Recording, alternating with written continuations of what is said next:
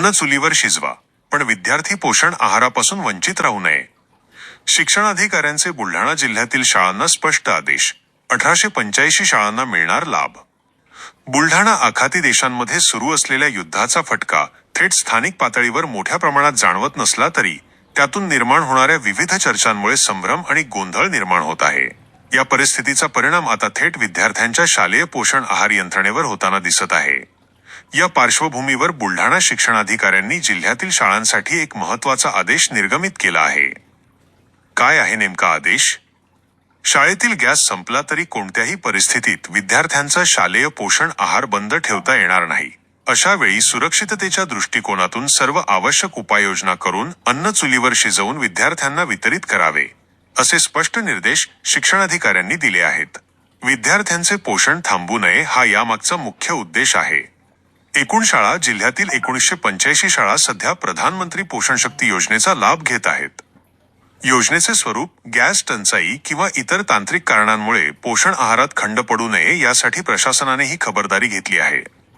या निर्णयामुळे gas cylinder उपलब्ध नसल्याच्या कारणावरून आता शाळांना पोषण आहार बंद ठेवता येणार नाही. विद्यार्थ्यांचा शालेय पोषण आहार बंद होणार नाही याची खात्री करण्याच्या सूचना सर्व संबंधित शाळा व्यवस्थापनांना देण्यात आल्या आहेत. जिल्ह्यामध्ये एकूण किती शाळांमध्ये गॅसवर शालेय पोषण आहार शिजवला जातो आणि सध्या गॅसची काय स्थिती आहे जिल्ह्यातील? नमस्कार, मी शिक्षणाधिकारी प्राथमिक बुलढाणा विकास पाटील. जिल्ह्यामध्ये टोटल 1985 शाळा प्रधानमंत्री पोषण शक्ती निर्माण योजनेचा लाभ घेतात.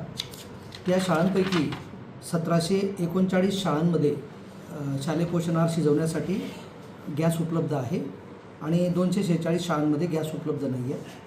पण सद्यस्थितीमध्ये गॅसच्या तुटवड्याच्या संदर्भात जी चर्चा सुरू आहे त्या अनुषंगाने आम्ही सगळ्या शाळा व्यवस्थापन समित्यांना तसंच महिला मदतनीस यांना, बचत गटांना पूर्वीप्रमाणेच गॅस जेव्हा उपलब्ध नव्हते तेव्हा आपण जसं चुलीवर स्वयंपाक करत होतो तशा प्रकारचे निर्देश आपण सगळ्यांना दिलेले आहेत. आणि कोणताही विद्यार्थी माननीय प्रधानमंत्री पोषण शक्ती निर्माण योजनेपासून वंचित राहणार नाही याची खबरदारी घेण्याचे निर्देश आम्ही तालुक्यातल्या सगळ्या गट शिक्षणाधिकारी, शालेय पोषण आहार अधीक्षक आणि संबंधित यंत्रणेला दिलेले आहेत. जिल्ह्यामध्ये सध्या सरासरी किती दिवसाचा गॅस शिल्लक आहे?